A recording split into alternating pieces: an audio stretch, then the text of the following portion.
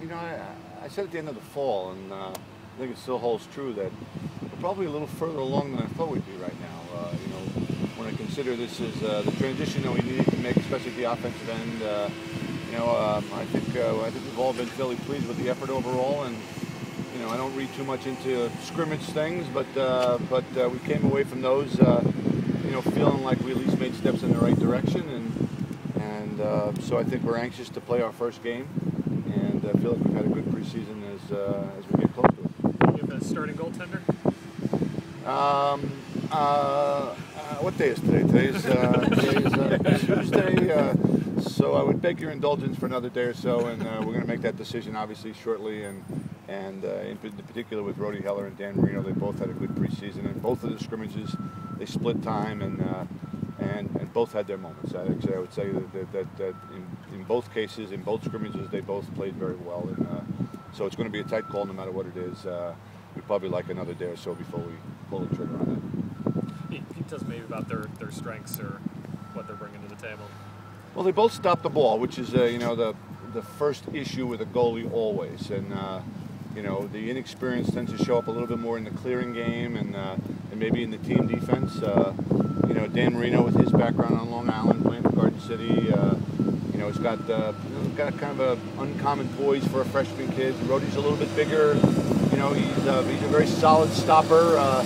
You know, so they're both doing a good job of the things that we've asked them to do. You know, and how they're going to react when the lights are on for real is certainly a question that's still to be answered. I have to ask, is he related to Dan Marino? I think he is Dan Marino, actually, and it's not a good time to be Dan fitting Marino. That he, right, exactly. Fitting that he, there's a story in here somewhere for you guys that fitting that he broke his thumb catching a football in the fall. He broke his thumb for the second time this fall catching a football, and you would think those old quarterbacks would know better. You know, that's why we pay guys to stand next to them and catch the ball for them. And so the offensive production that you guys lost is obviously one of the big questions. And who are some of the guys who you think can make up in that department? Well, we expect some of the returning guys to grow up a little bit. You know, Rob Emery certainly, Ryan Tucker going to carry a lot of it. Matt White's been bumping in between the attack and the midfield, and so we feel like we've got some experience there.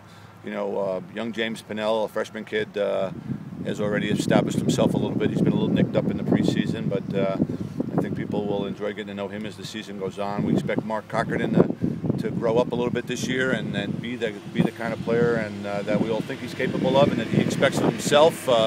Owen Van Arsdale seems a year older and a year stronger. Nick O'Reilly back into play. So we've got a lot of guys that have done a good job. Again, you know, none of them have really proven themselves in the heat of the moment. And certainly everybody will be keeping their eye on that position in particular as the season unfolds, certainly even from the coaching side of things. You've got Thompson Brown with a